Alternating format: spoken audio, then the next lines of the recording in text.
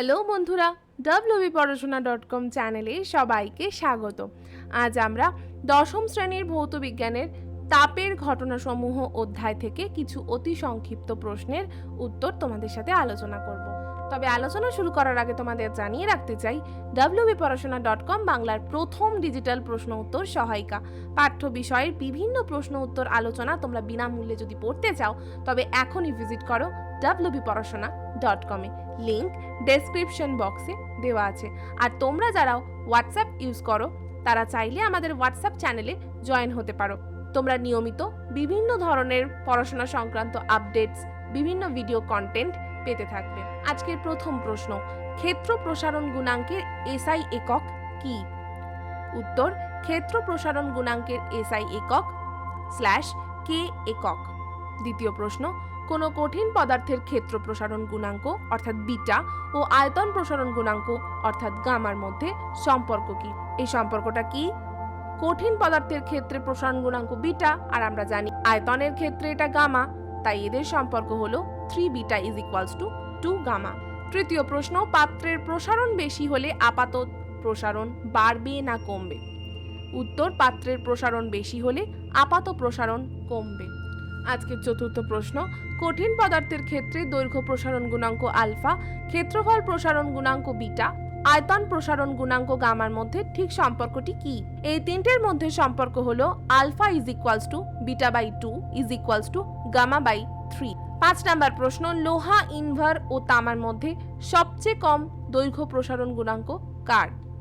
উত্তর, লোহা ইনভার ও তামার মধ্যে সবচেয়ে কম দৈর্ঘ্য প্রসারণ গুণাঙ্ক হলো ইনভারের। এই আলোচনার মাঝখানে তোমাদের সাথে শেয়ার করে নিতে চাই একটা বিশেষ বিষয়। তোমাদের অনেকেরই পড়া মনে রাখতে বেশ কষ্ট হয়। টেক্সট, সহায়িকা, এই সমস্ত বড় বড় মোটা মোটা বইগুলো তোমরা পুরোটা পড়েই উঠতে পারো না বা কতটা পড়বে বুঝতে পারো না। তাই তোমাদের এই সমস্যার কথা মাথায় রেখে wbporashona.com নিয়ে এসেছে to the point ebook series. এই প্রত্যেকটা ইবুকে কি থাকছে, প্রতিটা অধ্যায় থেকে গুরুত্বপূর্ণ পয়েন্টসগুলো আমরা এক জায়গায় জড়ো করেছি, তাও মাত্র 30 পাতার মধ্যে। হ্যাঁ, তোমরা ঠিকই শুনেছো, মোটামুটি অ্যাভারেজে 30 পাতার মধ্যে আমরা সম্পূর্ণ সিলেবাসকে এক জায়গায় করেছি। এই ইবুক ভালো করে পড়াশোনা করলেই তোমরা মাধ্যমিকে বেশ ভালো নাম্বার অবশ্যই পাবে। এখন পাওয়া যাচ্ছে জীবন বিজ্ঞান, ভৌত বিজ্ঞান এবং ইতিহাস ও ভূগোলের ওপর। আরও জানতে স্ক্রিনে আসা নাম্বারটিতে ডায়াল করতে পারো 9614581033 তে, অথবা তোমরা সরাসরি আমাদের এই ইবুকগুলি পারচেস করতে পারো। ডেসক্রিপশন বক্সে আমাদের পেমেন্ট পেজের লিংক দেওয়া রয়েছে, তোমরা ক্লিক করলেই তোমরা সেই পেমেন্ট পেজে চলে যাবে। আর পেমেন্ট সম্পূর্ণ হলে 24 ঘন্টার মধ্যেই এই ইবুকগুলো তোমাদের কাছে হোয়াটসঅ্যাপে অথবা তোমাদের মেল অ্যাকাউন্টে পৌঁছে যাবে। চলে এলাম বাকি প্রশ্নে। পিতল ও লোহার দ্বিধাতব পাতকে ঠান্ডা করলে বাঁকের ভিতরের দিকে কোন পাত থাকবে? উত্তর, পিতল ও লোহার দ্বিধাতব পাতকে ঠান্ডা করলে বাঁকের ভিতর দিকে পিতলের পাত থাকবে। আজকের 7 নাম্বার কোয়েশ্চেন, তরলের আপাত ও প্রকৃত প্রসারণ গুণাঙ্কের মধ্যে কোনটি তরলের নিজস্ব ধর্ম? এদের মধ্যে তরলের নিজস্ব ধর্ম কোনটি? প্রকৃত প্রসারণ গুণাঙ্ক, কারণ আপাতর মধ্যে যে পাত্রে তরলটাকে নেওয়া হয়েছে সেটাও অ্যাড হয়ে যায়। 8ম প্রশ্ন, তাপ প্রয়োগে তরলের আয়তন প্রসারণের একটি উদাহরণ দাও।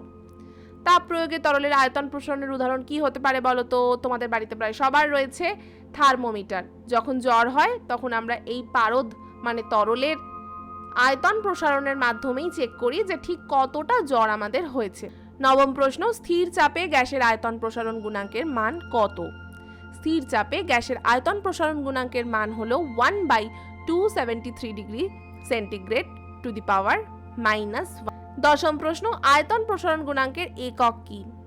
উত্তর, আয়তন প্রসারণ গুণাঙ্কের একক হলো ডিগ্রি সি অর্থাৎ সেলসিয়াস টু দি পাওয়ার -1। এই অধ্যায় সম্পর্কিত আরও প্রশ্ন উত্তর পড়ার জন্য ভিজিট করতে পারো wbporashona.com এ। তোমরা যারা আমাদের ইউটিউব চ্যানেলটিকে এখনো সাবস্ক্রাইব করোনি, প্লিজ তোমরা সাবস্ক্রাইব করে পাশে থাকা বেল বাটনে ক্লিক করে দাও। আজকের মতো এখানেই শেষ করছি, আবার ফিরে আসবো অন্য কোনো পর্বে।